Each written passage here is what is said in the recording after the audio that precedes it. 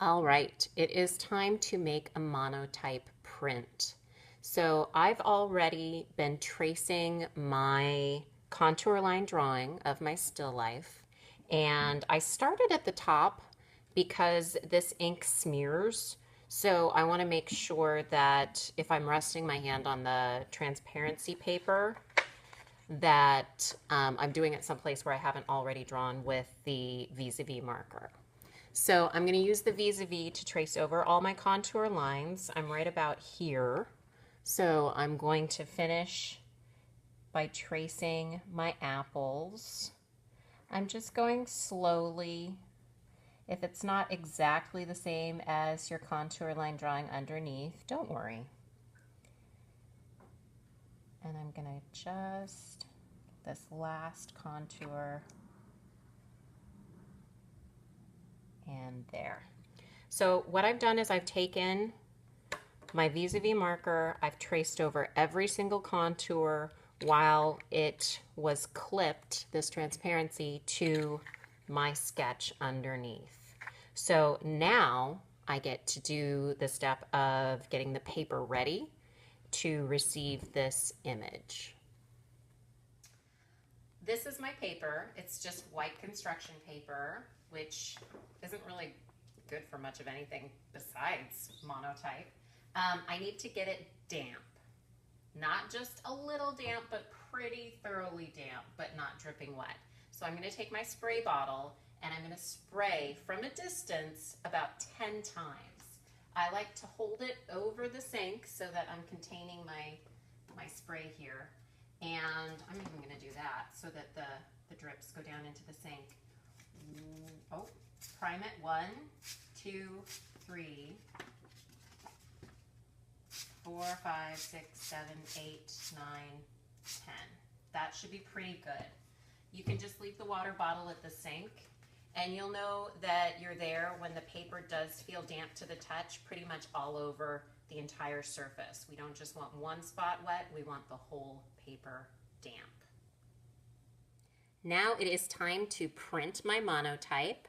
So I'm going to remove the transparency from my sketch. And this is an important part. The ink, the vis-a-vis marker, is on the top surface of my transparency. So I need to flip it over and press the side with the vis-a-vis marker down onto my wet paper. So the wet paper will receive that ink. It just needs pressure. So that's why we're going to use a brayer and we're going to roll back and forth on top of the transparency, which is on top of my damp paper. I need to press pretty hard because I really want to force that ink down onto the damp paper underneath. You can go up and down and back and forth. But in the end, what's really going to make it or break it is whether or not the paper is damp enough. If it's not damp enough, the image won't transfer. If it's too damp, then the image tends to bleed a little bit. So there we go. It's a little bit fuzzy, but that's part of the charm of this particular printing process.